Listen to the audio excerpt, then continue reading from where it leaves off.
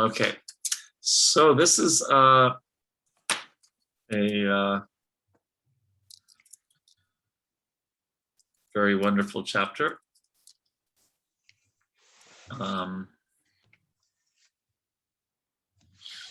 If you recall, the last two chapters we studied, they talked about the eligibility for practicing pure devotional service. Being attracted to serve Krishna without selfish motive. And now this chapter is going to explain how generally people think that that there's some qualification that you need to perform bhakti, either a pious birth or being purified by following Vedic rituals or by following varnashrama dharma. And as the title of this chapter hints, the purity of devotional service, we are learning that it's not dependent on any material consideration. Both the execution of bhakti and the perfection of bhakti, they're not dependent on that. Every other process is dependent on those external circumstances.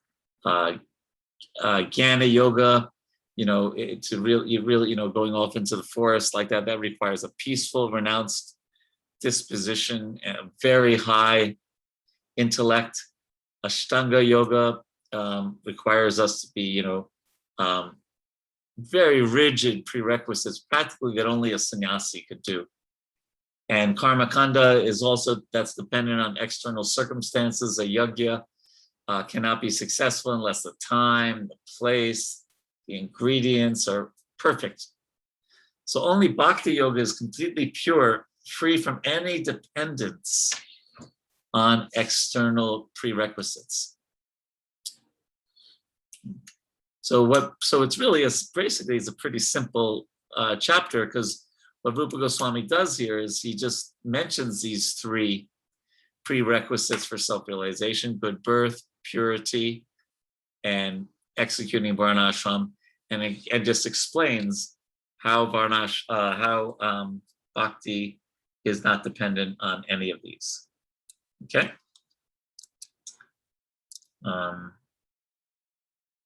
Is that clear? Any questions on that? So, and let us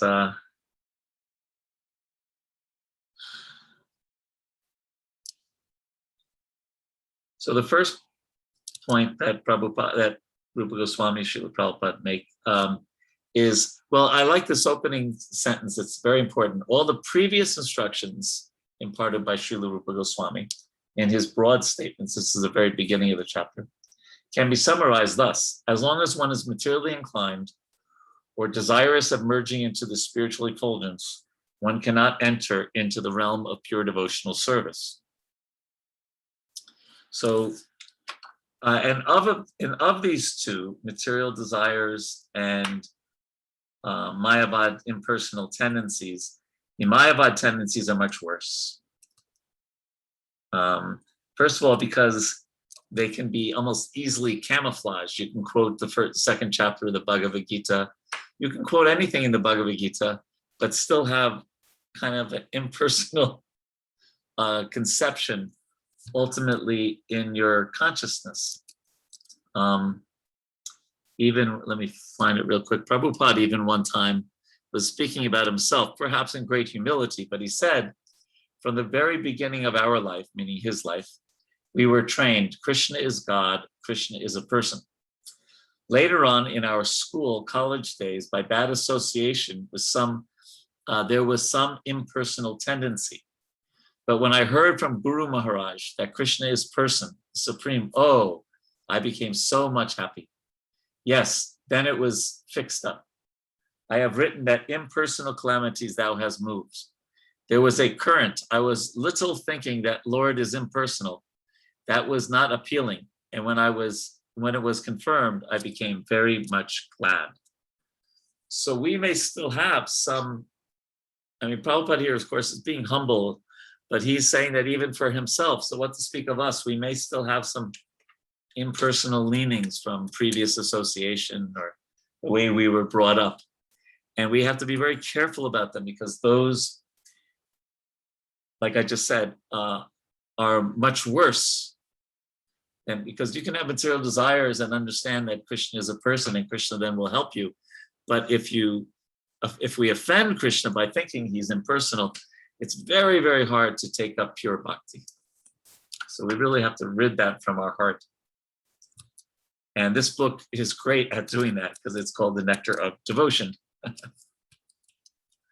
The next sentence, next Rupa Goswami states that devotional service is transcendental to all material considerations, and that it is not limited to any particular country, class, society, or circumstance. And so Prabhupada will go into some great detail now about birth. And he talks about how the followers, some of the descendants of Lord Nityananda, they considered themselves the caste Goswamis, and they claimed that, that bhakti and the spreading of bhakti and the practice of it belonged to their particular class. And it was his Prabhupada's Guru Maharaj, Srila Bhaktisiddhanta Saraswati Thakur, that Prabhupada even said he smashed that idea.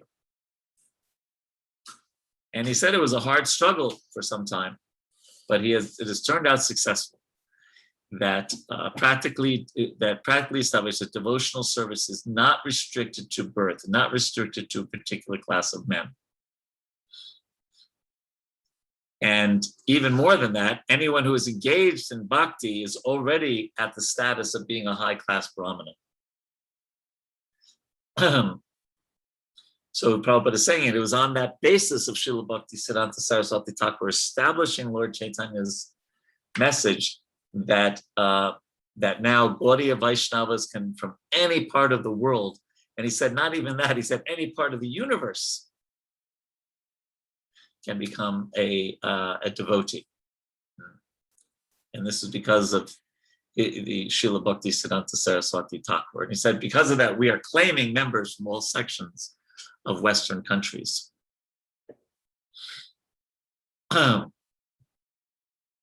And then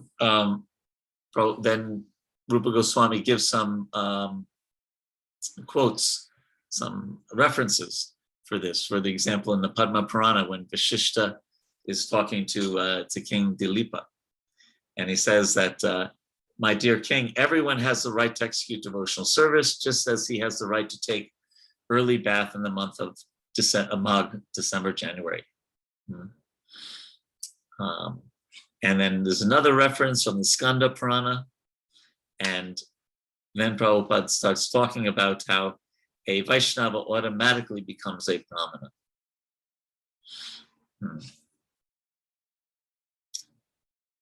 So that's the first point that's made here, that it's not a question of birth. We've seen, I'm sure you've all seen, people who have born in a Brahmin family, they may have the last name Trivedi, Chaturvedi, Shastri, what are some other Brahmin names? Pandit, et cetera, right? There's a number of last names in India that indicate a Brahmin birth. And I'm sure you've known some people who have last names like that. I don't know, I'm not sure in South India what the Brahmin names are. I'm more familiar with North India. And who do not at all behave like Brahmanas, right? You all know people like that? So it's not, Krishna says, Janma karma. No, he doesn't say that, sorry. Guna karma vibhagasa. He said it's based on one's qualities and their activities, their karma, not janma. So this is a very, very important, because otherwise Prabhupada couldn't be a guru, because he's not born in a Brahmin family. So he's like the greatest devotee that ever traversed the earth. Or Haridas Thakur, right? He's Lord Brahma, but still Lord Chaitanya came to teach this. That's a perfect example of Lord Chaitanya teaching this, right? He sends Lord Brahma as a Muslim. And not only, and he becomes the Nam Acharya. So it's very clear that it is not by birth. Now, if someone is born, because we will study in Bhagavad Gita, Suchinam Shambhitam Gehe Yogo Prashta Vichayate, that the person who has some advancement in yoga takes birth in a Brahmin family or in a family of well-to-do Vaishyas. Or if they're more advanced, they take birth in a Vaishnava family. But still, you have to take advantage of that birth. And someone born in the lowest possible birth, if they take advantage of Chaitanya Mahaprabhu's mercy, they can be elevated to the highest position. So some questions, comments, thoughts about birth?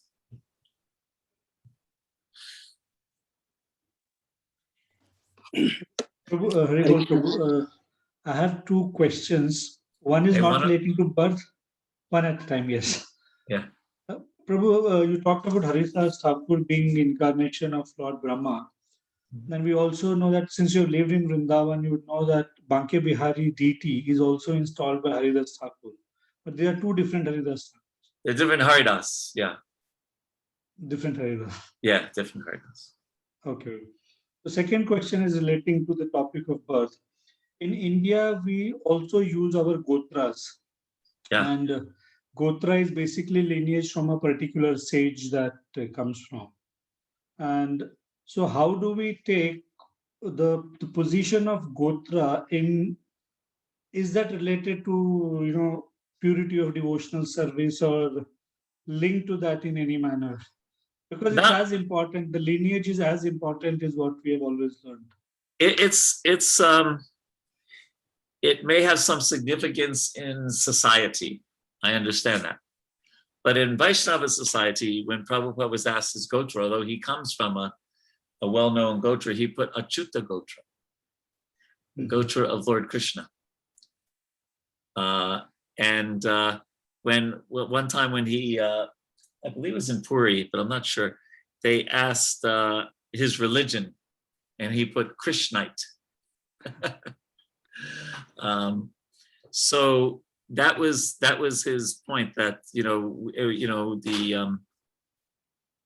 the second birth, right, is given by the spiritual master, and then one is not exactly in a gotra, but more like in a sampradaya, right?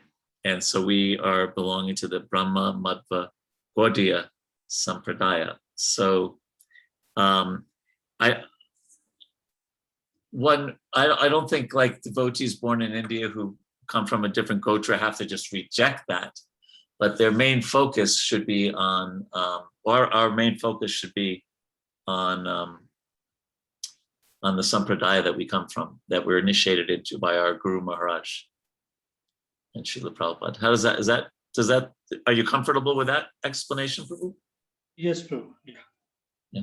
Okay. Prabhu, I have one question, Prabhu. Only one? Yes, Prabhu. Prabhu, in our Vedic society, there are 4 classes of people: Brahmana, Kshatriyas, Vaishyas, and Sudras. And there is no doubt that devotional service, anybody can become a devotee from any class of the society. In fact, great devotees come from not necessarily from Brahmanas, but others also. But Prabhu, my question is, when here we see that in, you read one thing, Prabhu. People who are lower than the Sudras, when they were properly dressed, put tilak, and initiated, they become Brahmanas. Like that, we read in the previous paragraph, Prabhu. But is it not contrary to the Vedic society system, Prabhu, which is talked very eloquently in Bhagavatam also, Srimad Bhagavatam also, the Varnashrama Dharma. When so each sect has a clear roles, they have their own responsibilities. But when a class try to become a Brahmana, is it not contrary to that Vedic system of society, Prabhu? Thank you for that question. And we will talk about Varnashram in a few minutes, because like I said, the third point that Rupa Goswami says is that bhakti is not dependent upon Varnashram. But it's very important to study chapter 4, verse 13 of the Bhagavad Gita. Maybe somebody could put that in the chat. I'm pretty sure that's the right verse. I hope so. And as I already said, but I'll repeat myself, Krishna says, guna karma vibhagasa. He does not say janma karma vibhagasa. So this is the big, huge problem in India, and the whole, how India has completely ruined the Varnashram system, completely. And people criticize India all over the world because of the caste system, because it's based on birth. Birth is nonsense when it comes to Varnashram. It's not, it doesn't matter. It's how you act. You may have the last name Chaturvedi and driving a rickshaw and eating all kinds of terrible things and drinking liquor. And you may be born in a Yavana family or Malecha family and going to Mangalarti every day and keeping, taking 3 baths every day and keeping clean and speaking honestly. And that person is a Brahmin. Prabhupada tells a story of, gosh, I have to remember it, but basically the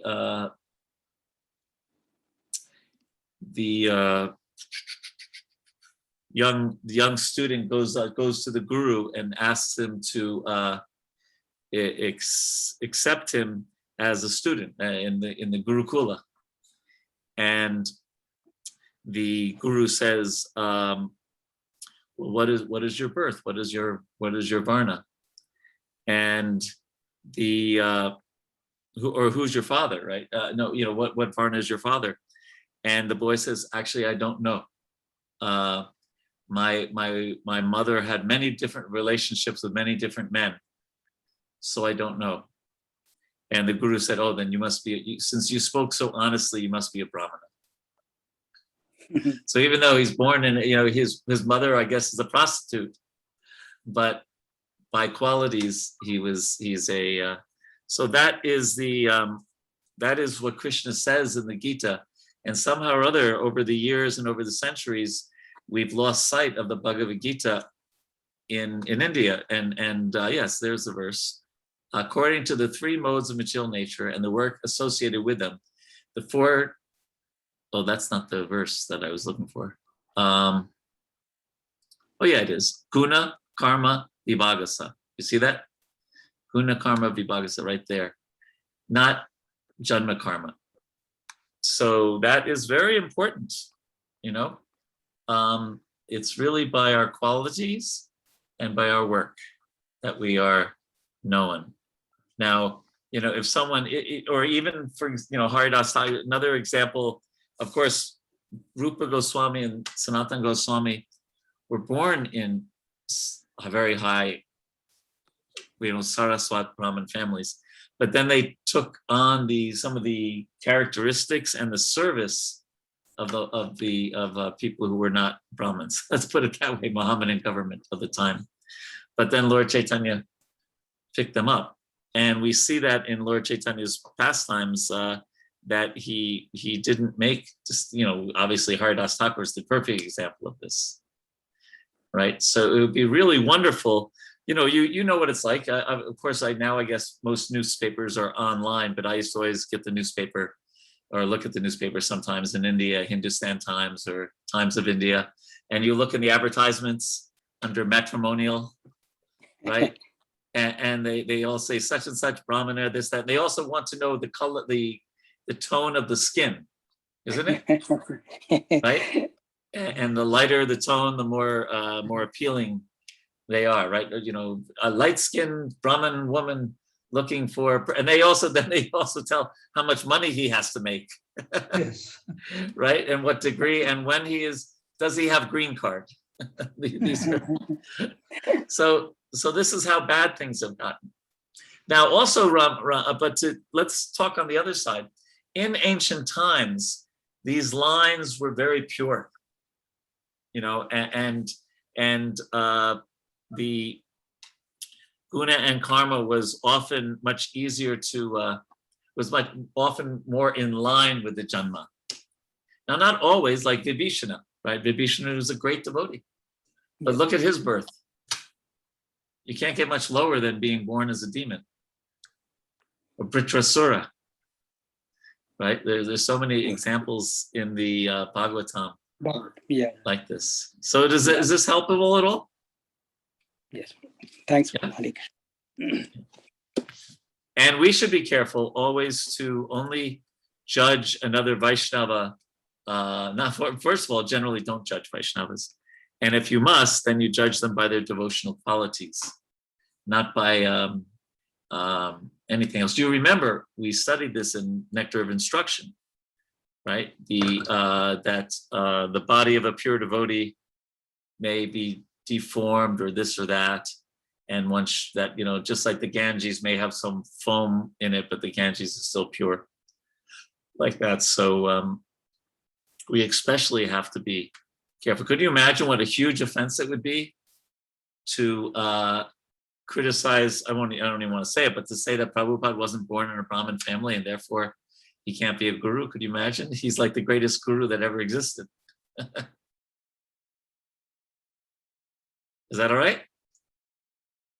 Other questions or comments about birth? So there's some comments in the chat. Acha, thank you. Dandavat pranam. Even birth in particular, I guess that's Varna, is based on their previous karma. Then how it different between guna karma and janma karma? Because yes, it's true. It's just like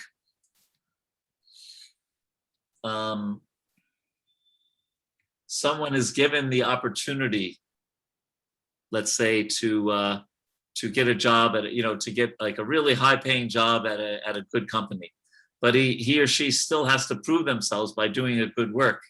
Otherwise, they're going to get fired, right?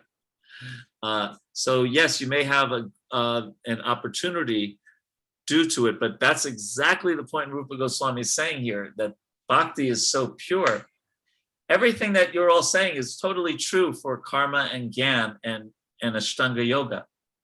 But Bhakti is different because it's Radharani, it's the internal energy of the Lord. And so it depends primarily on the mercy of a devotee. And that's why we're all here today. I'm assuming all of us, maybe some of us were born into Iskcon, but most of us met a devotee one way or the other. And by the mercy of that devotee, they introduced us to Prabhupada and Krishna.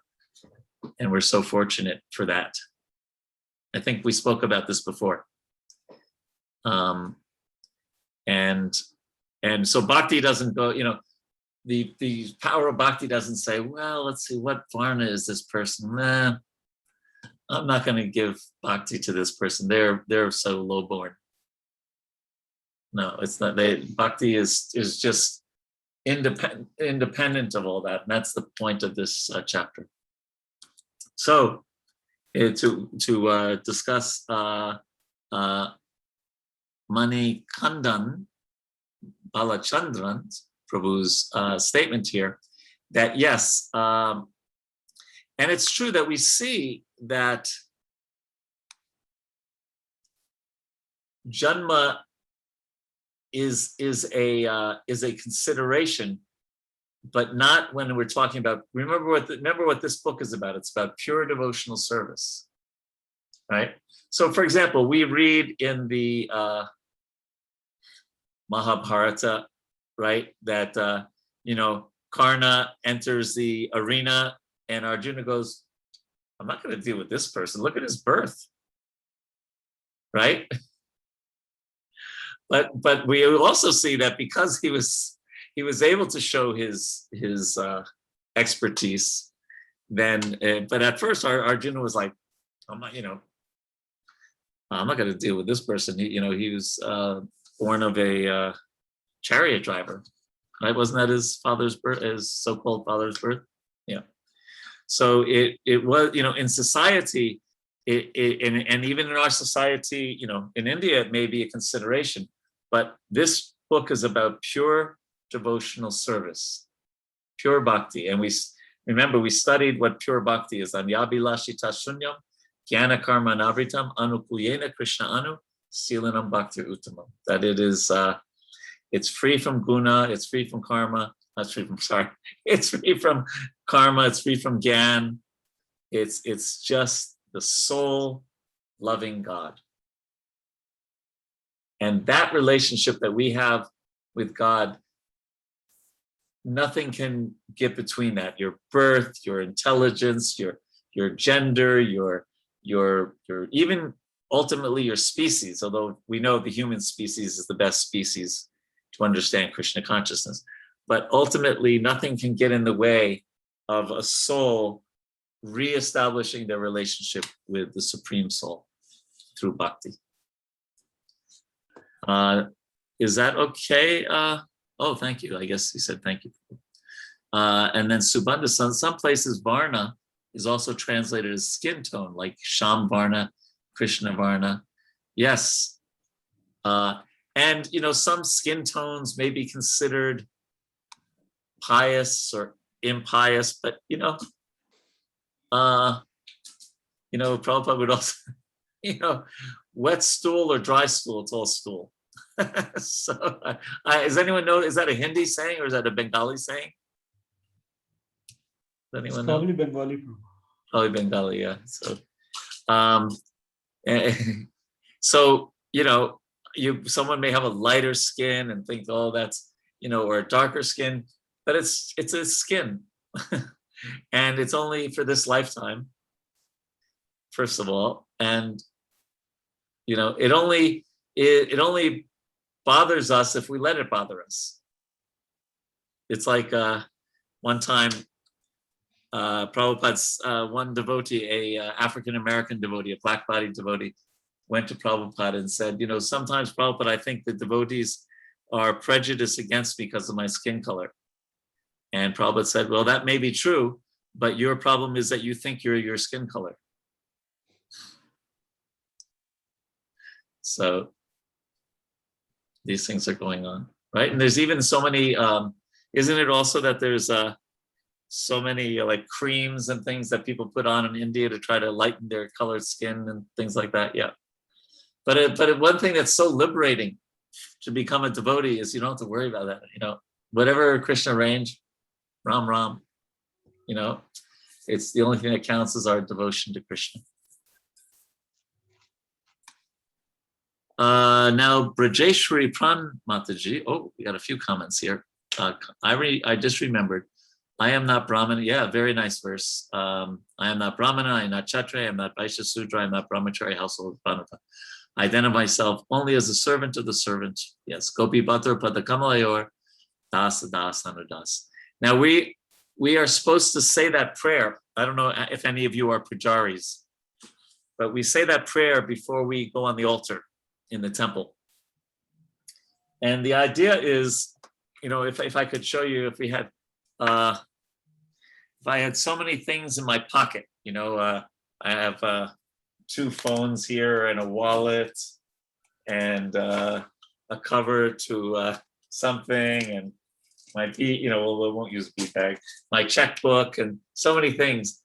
And the idea is that when you go on the altar, all your upadis, I'm a man, I'm a woman, I'm a this, I'm a that, I'm from South India, I'm from North, you put all of those aside. You put them all aside and you just go on the altar thinking, Gopi Bhatter Padakamaloyor Dasa Das Anadas. I'm just a servant of the servant of the servant of Krishna. And you don't have to worry, all of your upadis will be waiting for you when you leave the altar. But the idea is that Sarvo Padi Vinirmuktam Tatparat Vena Nirmalam Rishikena Rishikesha Sevanam Bhakti Ruchate. Now I know these are high concepts of pure bhakti, right? Sarva Upadi, all upadis Vinirmuktam, chalo.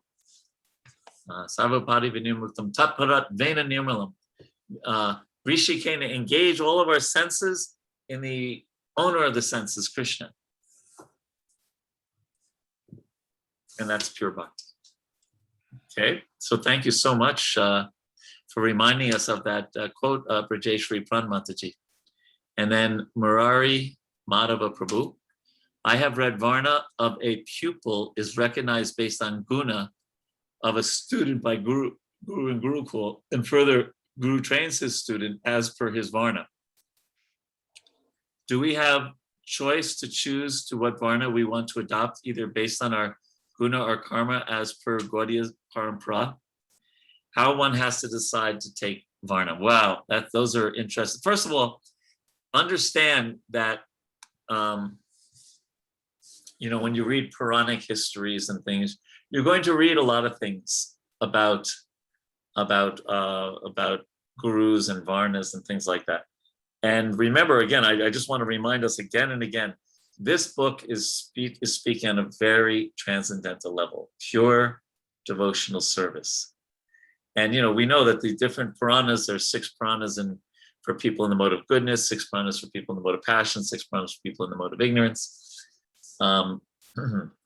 So we certainly, in our Vedic tradition, there's all kinds of things like this. Now, Prabhupada said that in Gaudiya, in Iskcon, you see what's challenging is Prabhupada said that he said that we should have tried to establish at least 50% of his work, he said, was to establish Varnashram. But what is that Varnashram? It's Daivi Varnashram. It's whatever your occupation is, you use it to serve Krishna. And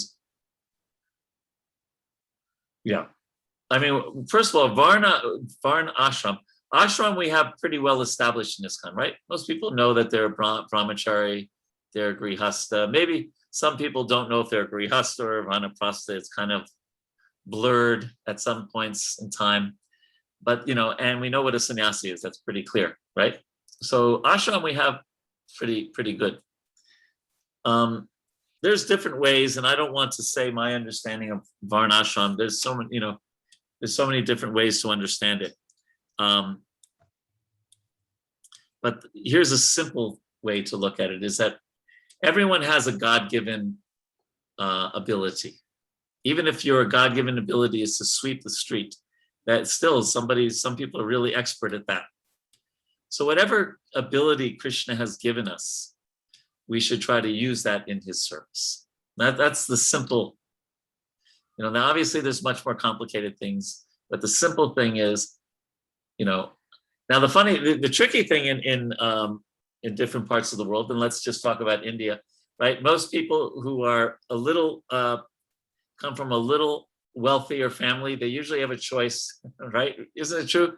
You either can become a doctor, an engineer, these days IT, but it wasn't like that when I first came to India in the 80s, IT, and maybe now lawyer. Those are basically your choices. Is that fair? I mean, many parents, like, now maybe a little less, but I remember it was very much like that.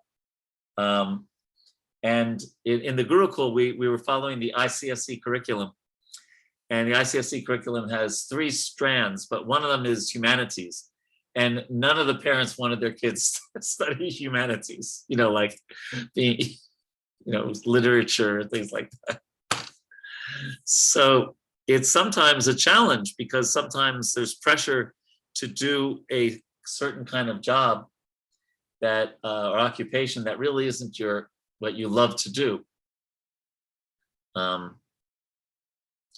At the same time, we see, like, for example, in Marwari families, right?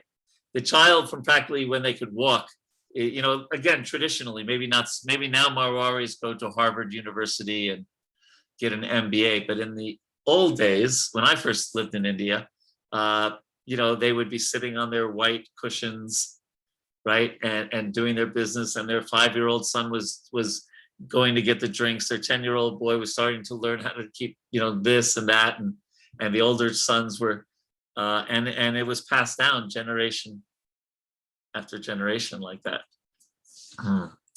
But things are changing, I think, in India and in the world in that regards. So I don't know if I answered your question so well. Let me look at it again. Murari Madhava Prabhu. But at one point, Prabhupada said the spiritual master can tell you your Varna.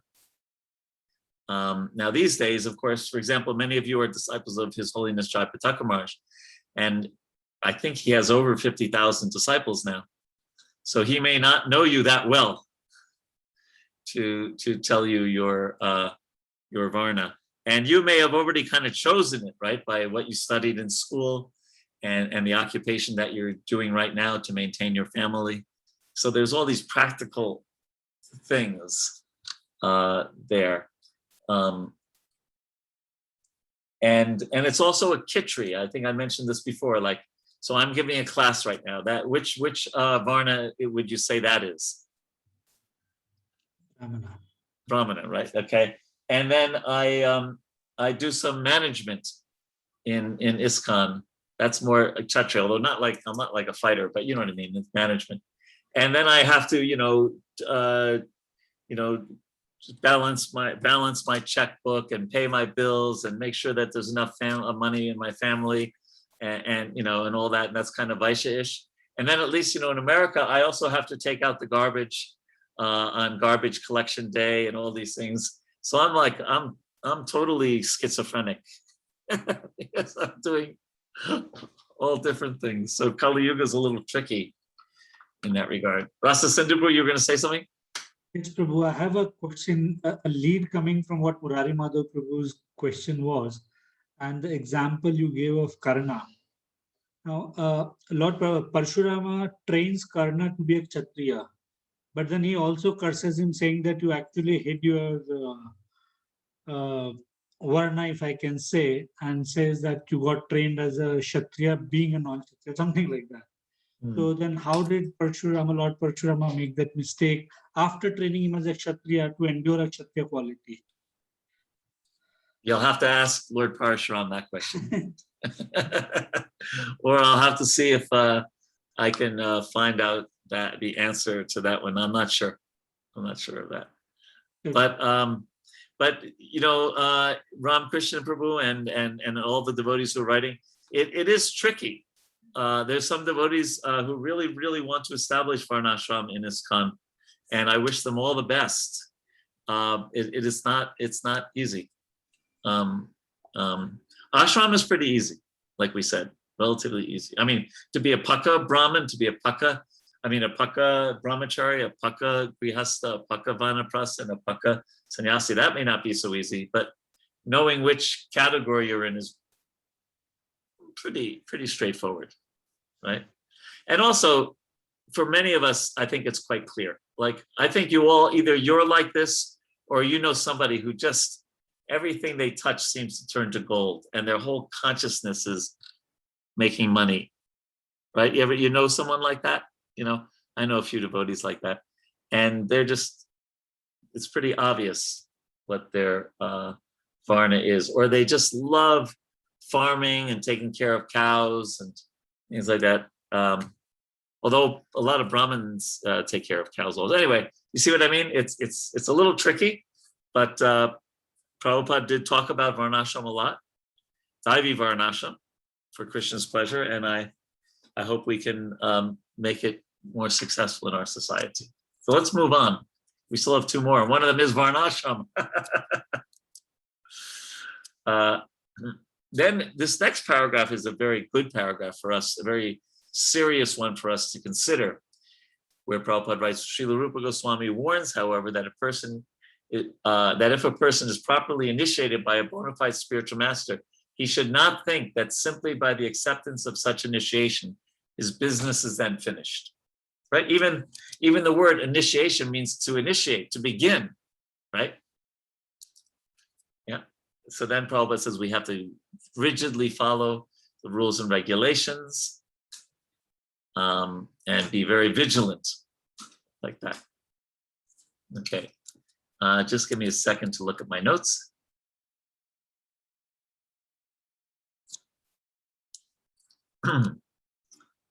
Krishna. Oops, that's not what I want to look at. Okay. So then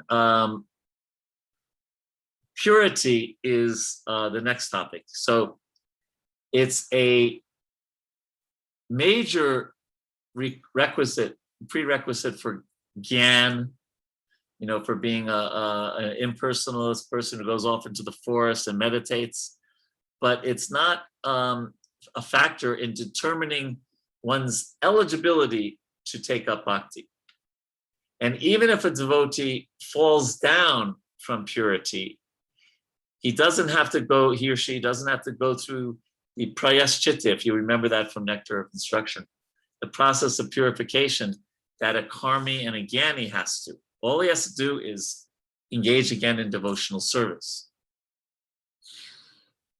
And also, one doesn't have to be purified before he takes up devotional service. Instead, devotional service brings purity. Okay? So there's a few references to that. I'm especially looking for, just looking at my notes here, 11:21:2. Prabhupada quotes, where is that? 11:21:2.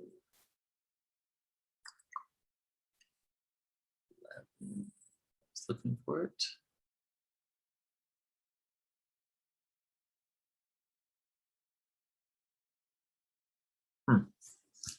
Give me a second.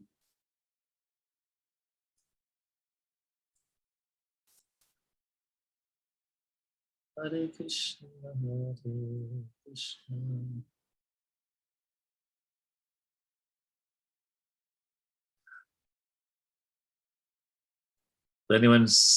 Oh, there it is, I think. Yes. Okay, here we go. In this connection, Srila Rupa Goswami gives evidence from Srimad Bhagavatam, 11th canto, 21st chapter, verse 2, in which Lord Krishna says to Uddhava, the distinction between qualification and disqualification may be made in this way. Persons who are already elevated in discharging devotional service will never again take shelter of the process of fruitive activity, karma, or philosophical speculation, gyan.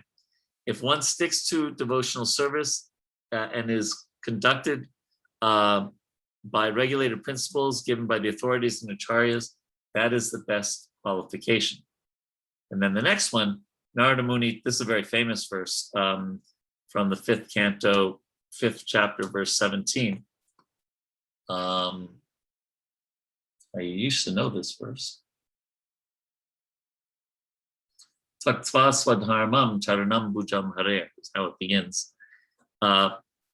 Even if one does not execute his specific occupational duties, okay, so he doesn't even do varnashram very well, but immediately takes direct shelter of the lotus feet of Hari Krishna, there will be no fault on his part, and in all circumstances his position is secure.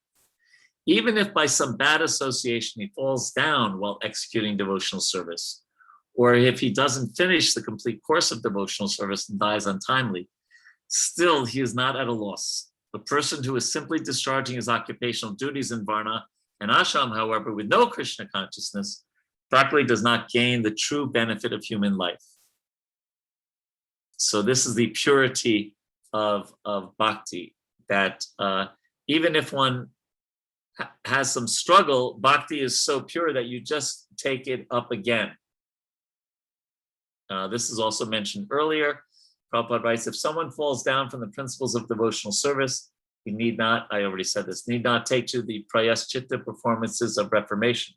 He simply has to execute the rules and regulations for discharging devotional service, and this is sufficient for his reinstatement.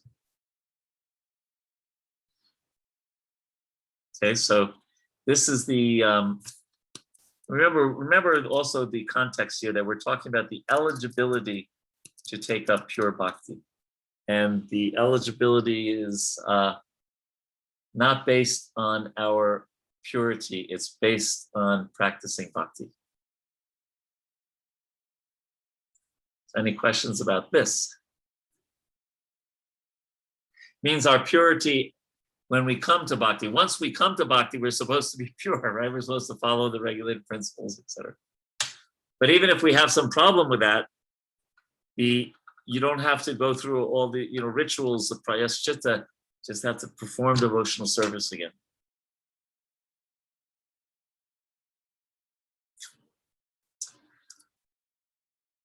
Any questions or comments about that?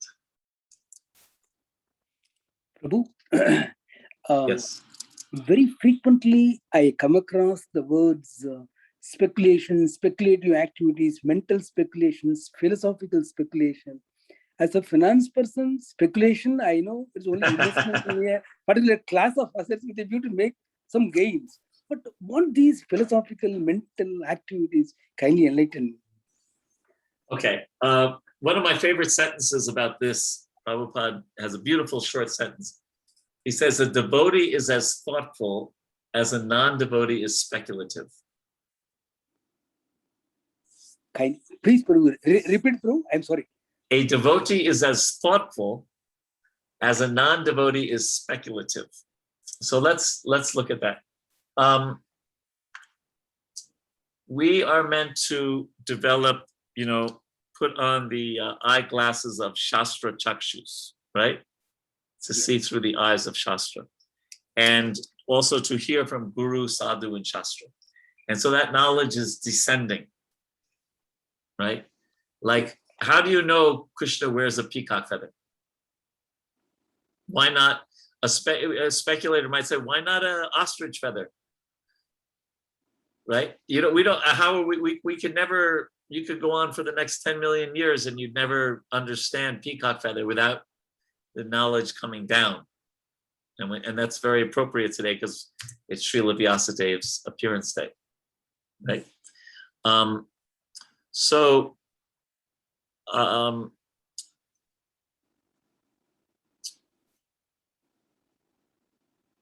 We like to hear from the Shastra. Then you still have to apply the Shastra into your modern day life. Shastra, you have to take the teachings of Shastra and then apply it to the time, the place, and the circumstance. But then there's, like, for example, we hear that there's higher planets, right, in this world, and that there's so many universes and, and things like that. Now, how, so we don't speculate about that, but we just accept the teachings of Vyasadeva in that sense. So speculation also comes in when one is thinking. Mayavadis are speculators because often, Prabhupada writes about this in chapter 4, verse 10 of the Gita, that, we've had such struggles with persons in this life. So we think, oh, the absolute must be there's every human being has fault. So to be faultless, you must not have, have a personality, right? But rather, we study we don't speculate on God, but we understand Brahmeti, Paramatmeti, Bhagavaniti Sabhyate, that the ultimate understanding of God is a person, but he does have the impersonal Brahman feature. But Krishna says, Brahmano hi pratisht aham. So that's the idea of just speculation is more trusting our mind and our senses than Guru, Sadhu, and Shastra.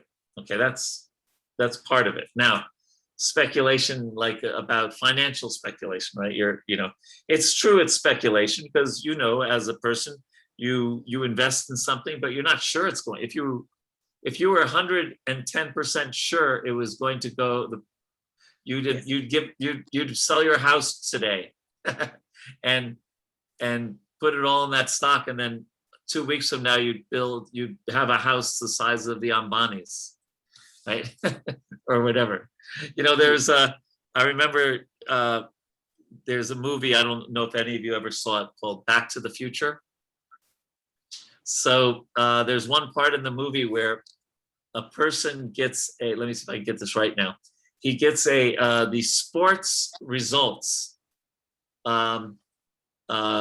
before the event ever happened. So he knows who's going to win before the event, right? Because there's a time thing. So he becomes super rich because he bets all of his money knowing what the outcome is going to be already. So, but speculation is the uncertainty. And when we do use our mind and trust our mind in sentences, we do sometimes get it right. But as we studied earlier, there's these 4 defects. So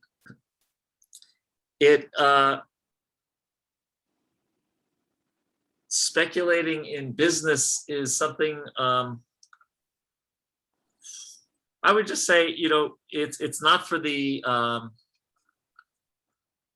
weak-hearted, isn't it? Because you know what it's like. If you're weak-hearted, you look at the market, it went down, you can't sleep that night, and you're in total anxiety, right? I'm not going to say we can't absolutely not do it. There were some times when Prabhupada talked about business and things like that, but if it's going to ruin our consciousness, if we're not really, let's say we're using Vaishyas if we're just not that kind of mentality, it's a terrible thing to do. Your mood goes up or down depending on the market. Yes. Does anyone want to be like that? Did it help that explanation? Prabhu, can I say that the philosophical speculation means you are misinterpreting or bending the scriptures according to your... That's another part which I didn't mention. Yes, it's not Bhagavad Gita as it is, it's Bhagavad Gita as you like. Oh. And you pick this part that you like very much, and the other part you just kind of ignore a little bit. Chalo. You like the parts about bhakti, but when Krishna says don't engage in sense gratification, you kind of turn the page there. Skip that page. Yes, so what, and people do this with Prabhupada also. We have a certain way we like to think of Prabhupada, and then we go to his sayings, and we only pick those things that match our... So what we want to do instead is we want to look at everything Shastra says, everything Prabhupada says in a detached way, and just let the teachings be as they are, instead of, they say we don't always see things as we are. We don't see things as they are, we see things as we are. Yes. So we do have to be careful when we go to the Shastra to really, go in a humble state of mind and not picking and choosing like, I don't know, maybe in South India, did you have this chidwa? Or it's like, flat rice and peanuts are in it, and, some, haldirams kind of thing, right?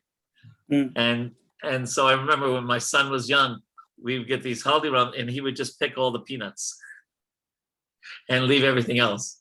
So we do that sometimes with the Shastra. Correct. True. Yeah. Thank you. Okay. Anything else? Okay, so let's move on. I just want to check my notes again for a second.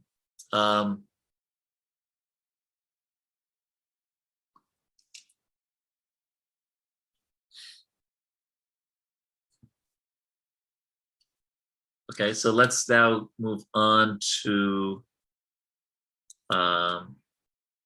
Varnashram. So continuing this point about non-reliance on purity, Rupa Goswami says that bhakti is not dependent on the proper execution of prescribed duties. I read one of those verses, I believe, already. Now, it's not entirely accurate to say that one must first become purified by Varnashram and then concentrate on bhakti. Now, by the way, later Prabhupada is going to say the beauty of Varnashram is it can make the mind peaceful so that we can do our bhakti peacefully. So understand, we are not putting down Varnashram in any way. We're just saying here that bhakti is not dependent on it. Bhakti is transcendental. Okay, so let me continue a little bit. So Rupa Goswami gives a lot of examples from the one that I read already from the fifth chapter, and then from 11:32, my dear Uddhava, any person who takes shelter of me in complete surrender and follows my instructions, giving up all occupational duties is to be considered a first-class man. And then there was a reference in the 5th chapter of the 11th canto, my dear king, if someone gives up the his occupational duties as they are prescribed for the different varnas and ashrams, but takes complete shelter, surrendering himself unto the lotus feet of the Lord, such a person is no more a debtor, nor has he any need to bother executing the 5 kinds of yagyas, so that's karma kanda, for becoming free from sinful contamination, karma yoga. Simply by discharging devotional service, he is free from all kinds of obligations. So it's clear that devotional service is not dependent on varnashram. Simply by engaging in bhakti, we get all the necessary purification. And then Rupa Goswami quotes the famous Gita verse, give up sarva-dharmam parijagya mamekam sharanam vraja. Give up all your occupations and just surrender unto me. I give you assurance, I shall give you protection from all sinful reactions. And Prabhupada drives home the point, says, don't hesitate. Don't consider that because you are giving up all other engagements, there will be some flaw in your life. Don't think like that. I will give you all protection. So the conclusion of this chapter should be very inspiring to us, that bhakti yoga is totally independent and self-sufficient. There's no material impediment should discourage us on the path of surrender. Oh, I'm so poor, I don't have so much money, my intelligence isn't so strong, I have this problem, that problem, I'm in a wheelchair. Nothing can stop us from practicing pure bhakti, except ourselves. That's the one thing. So it's a very simple chapter in one sense. We talked about how important, especially how troublesome the impersonal concept can be. And then we talked about that it's not based on your birth is not an impediment from practicing bhakti. Your level of purity is not an impediment. Your practice of varnashram is not an impediment, where you're placed in varnashram. And of course, we do remember that Krishna created varnashram. That's the verse that the devotees put in the chat earlier, right? He says, according to the 3 modes of material nature and the work associated with them, the 4 divisions of human society are what? Created by me. And although I am the creator of this system, you should know that I am yet the non-doer, being unchangeable. He says, so he's transcendental to the varnashram, and so is the pure devotee. And he also says, don't blame me for how you're placed in varnashram, Brahmin, Kshatriya, Vaishya, Shudra, rich, poor, handsome, ugly, whatever. That is up to you based on your previous activities. So, any other questions, comments?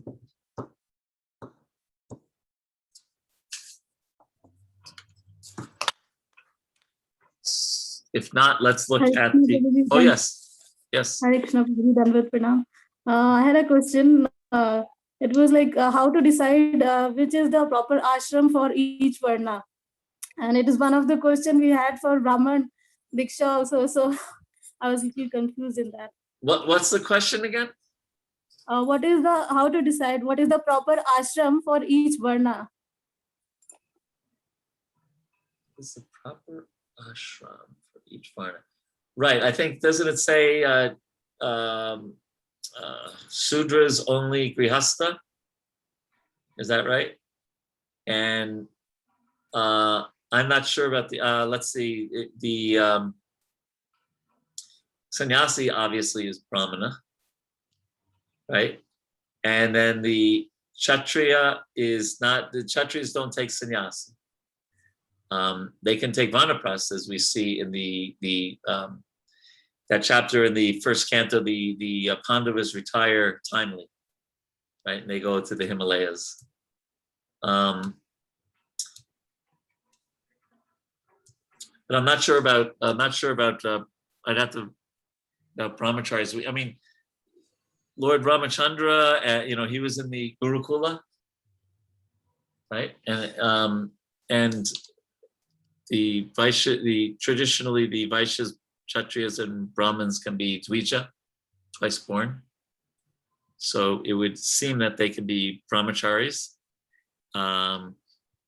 All 3 out of 4 could be brahmacharis, not the Sudras. And then Grihastas.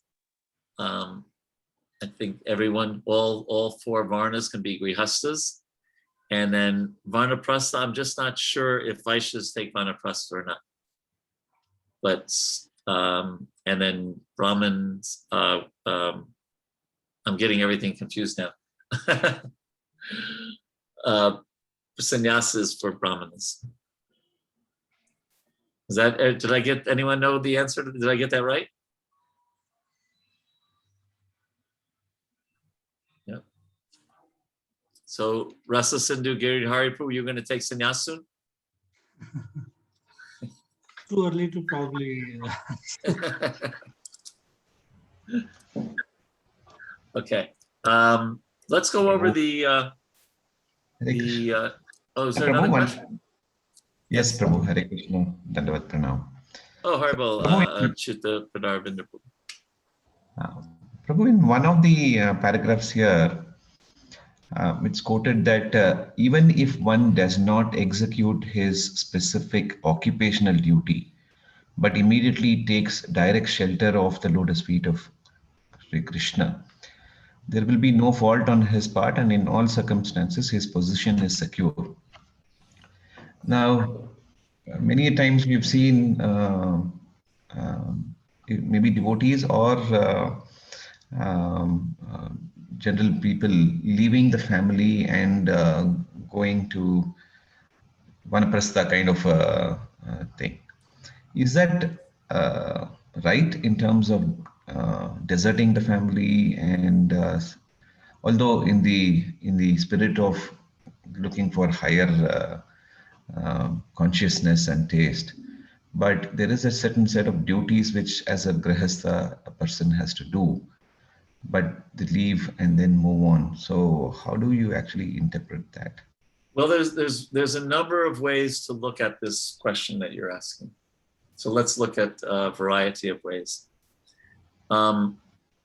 First of all, we should understand sometimes you have to look at a verse carefully and understand that the main focus of that verse is glorifying the power of bhakti. Right? That everyone's caught up in their varnas or ashrams or this and that, and bhakti is independent and extreme and supremely powerful. So one doesn't have to, it's not dependent on anything. So that's first point is the spirit behind that verse, or one of the spirits. Now, we read that there, but we also know that Mahaprabhu would quote the statement of Lord Brahma, Stanestita, Shrutigatam Tanu Vagmanobhi.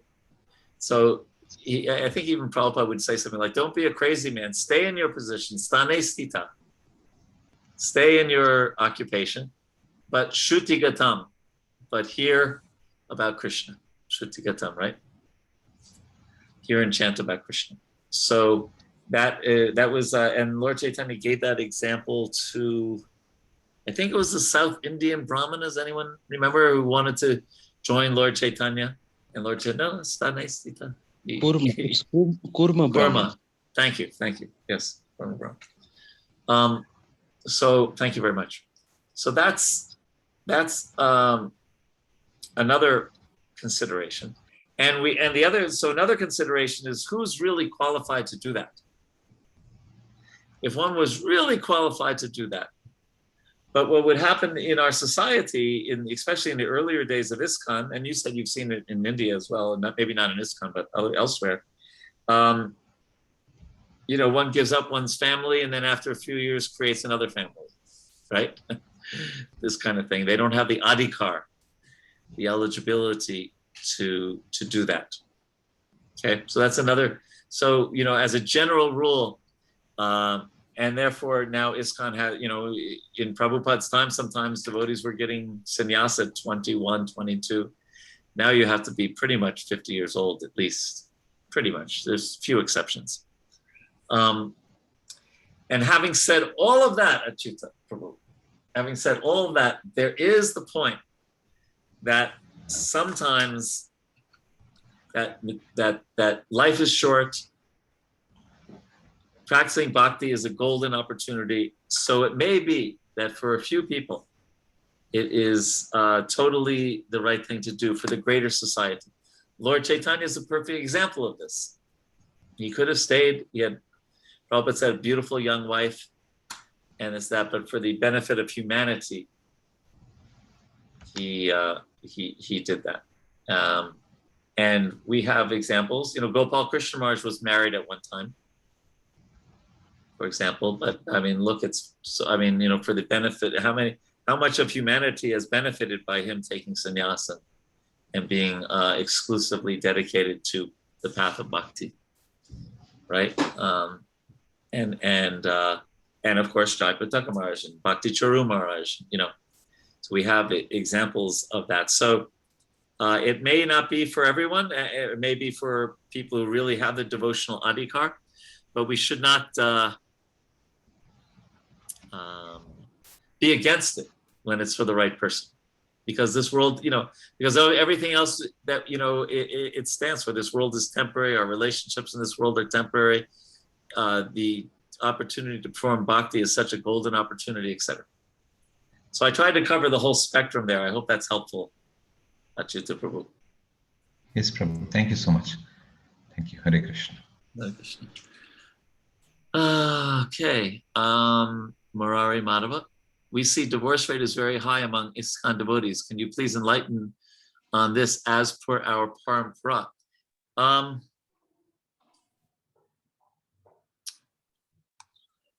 Is it that way in India? It's not so much in America. There's some, but most of my friends have been married 30, 35, 40 years. Yeah, I've been married 31 years. It used to be in the old days. It's true in the earlier days of Iskcon, definitely like that. I remember one time I was with His Grace Burijan Prabhu, and someone asked him, how long have you been married? He said like 20 years at that time. And they said, to the same person? But it's true that in the Western countries, it's divorce in some places, it's almost like, no big deal. But I guess it's there to some extent. It is, when I think about different devotees, but most of the people that I associate with are not in that category myself. But I mean, it's in India, is there many devotees who are divorced? Prabhu, it's slightly on the rise, I would say. Like overall in India, the divorce rates are going up, also in the devotee community. Yeah, definitely going up and outside. Yeah, because I told you I used to work in the court system, and the stigma, you understand stigma, the kind of criticism, at least people would tell me in the metros, the stigma has been lifted a lot. Maybe it's still there in the villages and small towns, but in a lot of like Mumbai and places like that, the stigma of being a divorcee is much less than it was previously. Is that would you say that's true? Yes. Yeah. So it's unfortunate. It's Kali Yuga.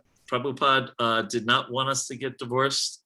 He said you can get separated if need be. But we should try to avoid that. He would say that the fight, I forget the analogy he gave, the fight between a man and wife, husband and wife, should not be taken too seriously. Like that. We should try to, yeah. And he would also say that if we have the same ills that the outside society has, how can we convince people that we're to join us, right? So now, I'm not going to get into it. In some extreme cases, I've known devotees who've been divorced and gone on to do amazing service. But as a general rule, we should avoid it. As a general rule, or get separated. Yeah. I don't know how that question came up. That wasn't part of this chapter. It's all right. But yeah, Lord Chaitanya obviously did not get divorced. He did marry a second time after his wife passed away. And Draupadi was a very special case. It's not the norm. And at one time Prabhupada said, yeah, well, polygamy, okay. But then he realized I can't read Prabhupada's mind, but he may have either seen the direction the world is going in, or just that the men devotees are definitely not qualified. There's even that statement, right, that in Kali Yuga, to maintain one family is you're considered a great soul. So ultimately he banned it from Iskcon. Like that. But this book is about transcending all this stuff and really developing our pure love for Krishna. Okay, if there's no other questions, let us look at the homework. Prabhu, I have a question, sorry. Yeah. Earlier in the session, you talked about applying the Shastric instructions with some amount of relevance to time, place, and situation. Absolutely. So would that lead to that some of these instructions would be either irrelevant or redundant as the yuga changes? Irrelevant, maybe, a strong word, but not applicable, maybe a nicer word. Like, for example, how old are you now? About 46, 47. 46, 47, okay. Well, let me ask Ram Krishna Prabhu, how old are you? Can't hear you. 66, Prabhu. 56? 66, okay. Yes. So it's probably unlikely you're going to have any more children? Yes, Prabhu. Okay, so you're Vanaprastha. So according to the 7th canto of the Srimad Bhagavatam, you should be dressing in tree bark. You should not be wearing your shirt pants like you're wearing now. You should be wearing tree bark, the bark of a tree, as your clothing. So why you are not following Shastra? So anyway, my point is, Rasa Sindhu Giridhari Prabhu, that's an example.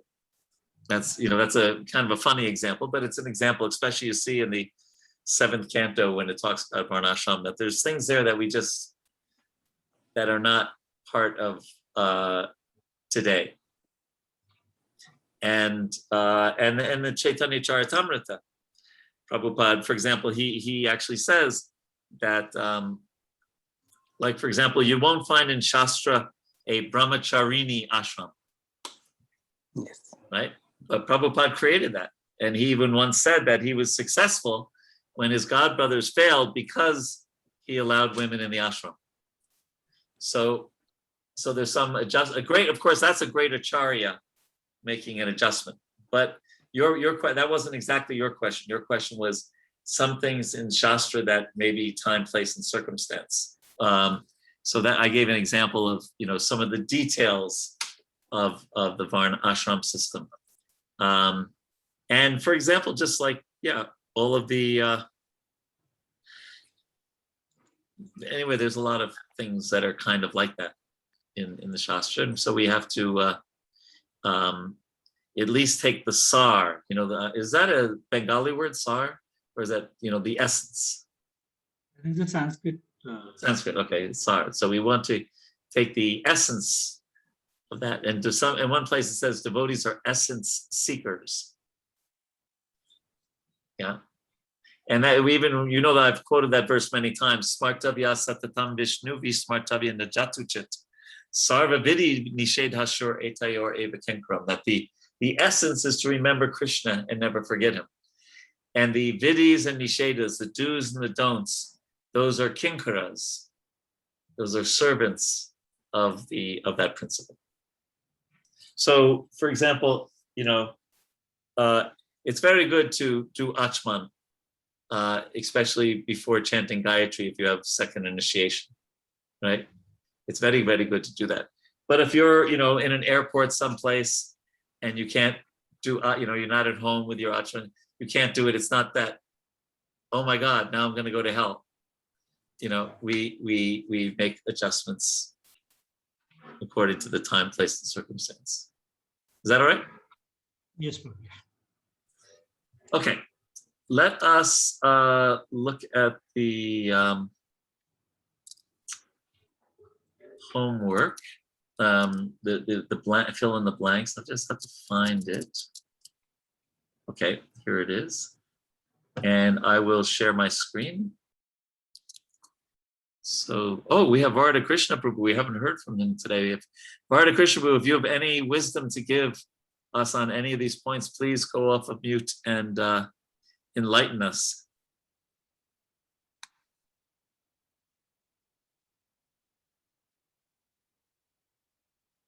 Okay, but feel free to at any time. We are your servants.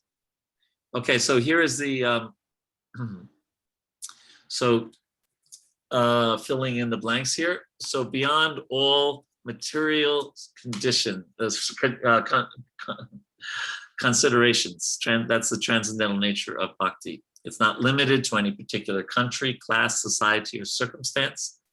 It's open to all without any distinction because it is the constitutional occupation of all living entities. Okay? Srila Bhaktisiddhanta's contribution to the above principles, he smashed the Nityananda Vamshas. He established that devotional service is not restricted to a particular class of men. Class of men. He established that anyone who is engaged in devotional service is already a high-class brahmana, and he established the foundation on which Iskcon is built. And then for evidence, the Padma Purana, sage Vashishta to King Dilipa, everyone has the right to execute devotional service, the right. It's actually, Sanskrit is Janmakar, the adhikar. Just by taking birth, one has the right to perform devotional service. And then the Skanda Purana, Kashi Kanda says that Vaishnavas from Sudra families surpass ordinary Brahmins. And the Hari Bhakti Vilas says that Vaishnava initiation purifies everyone.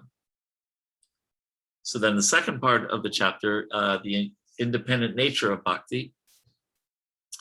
Initiation into the Vaishnava cult is not a ritual that rubber stamps one a high-class brahmana. If after accepting his spiritual master and becoming initiated, one does not follow the rules is the answer, follow the rules and regulations of devotional service, then he is again fallen from Srila Rupa Goswami.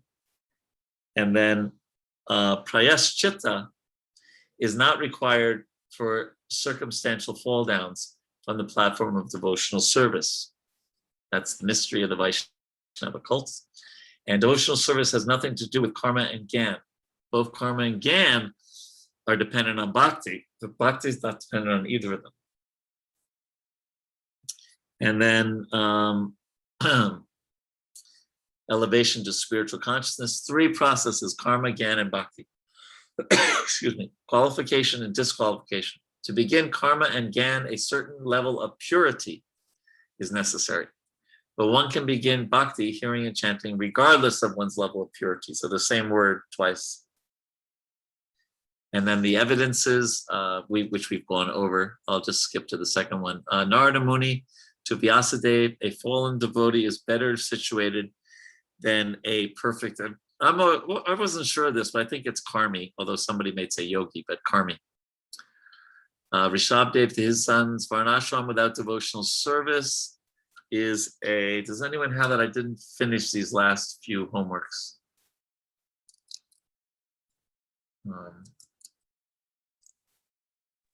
Does anyone have that? Spoiling, Prabhu? Is what? Spoiling?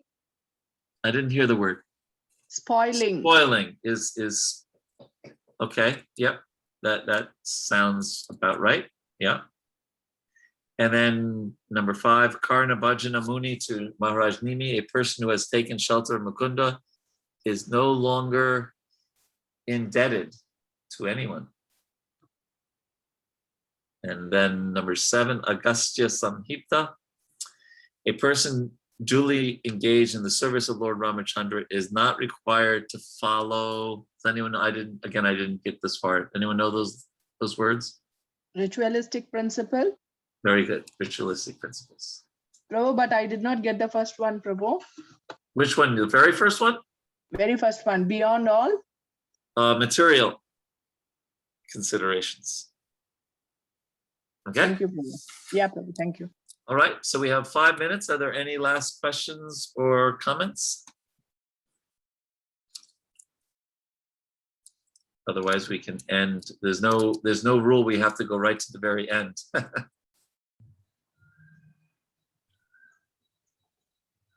And now the next chapter, we're going to start hearing about these 64 items of bhakti. And that'll also be their Rasa Sindhu Vihari Prabhu. That's, some of them are more practical according to time, place, and circumstance today, and maybe some are less practical according to time, place, and circumstance today. We'll talk about that. So very good. I hope you all are having a very wonderful day. Like I said, it's a very auspicious day. It's still early there. If you get a chance to go online and attend some of the Tirobhav Mahotsav for Srila Bhakti Charu Maharaj, that's a very nice thing to do. He was such an exalted Vaishnava, such a wonderful devotee, so dedicated to Srila Prabhupada. And what I will do to end our class today, let me share something with you.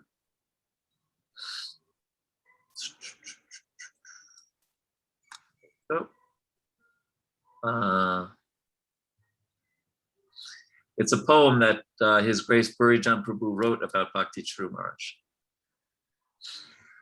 So let's see if I can share it with you. Here we go.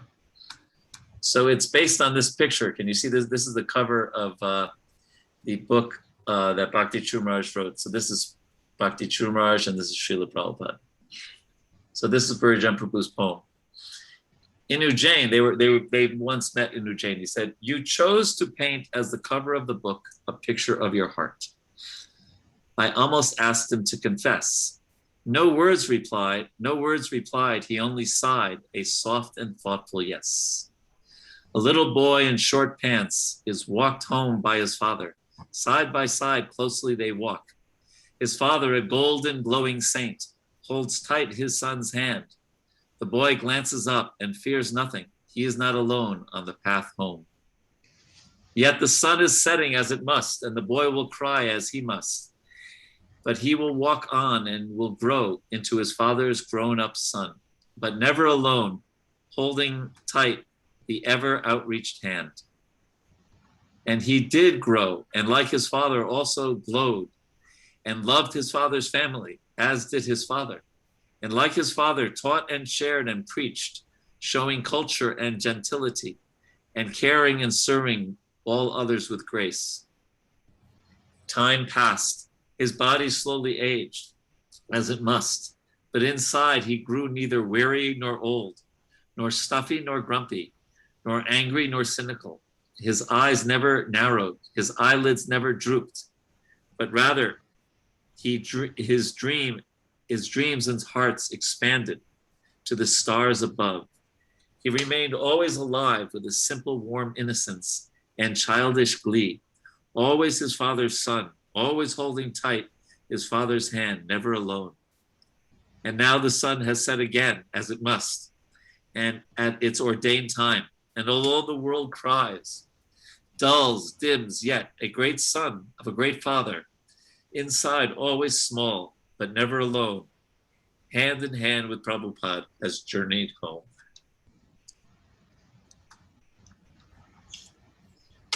Very nice, huh? Srila Bhakti Charu Maharaj ki jai, Srila Sanatana Goswami ki jai, Srila Vyasadeva ki jai. So thank you very much, Prabhus. I hope and Matajis have a wonderful day, and we will see you next week. Hare Krishna. Hare Krishna. Vancha kalpataru.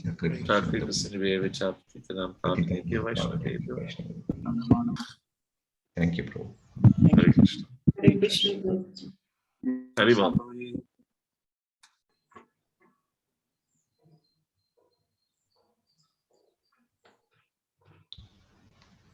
Sasindra Prabhu, any announcements, anything?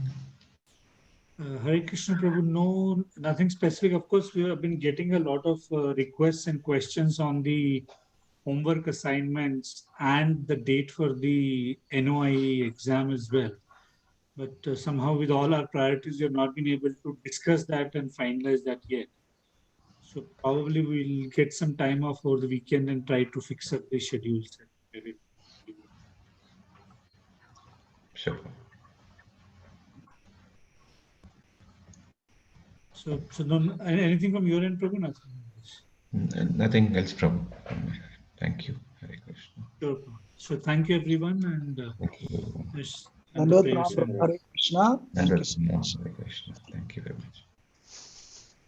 Thank you, Prabhuji. Hare Krishna. Hare Krishna. Hare Krishna, Hare Krishna, Krishna. Shri Krishna, Hare Hare, Hare Ram Rama, Hare Hare. Hare. Thank you so much. Thank you, Prabhu. Hare Krishna, Prabhuji, Dandvat Pranam. Hare Krishna. Thank you, Prabhu. Hare Krishna.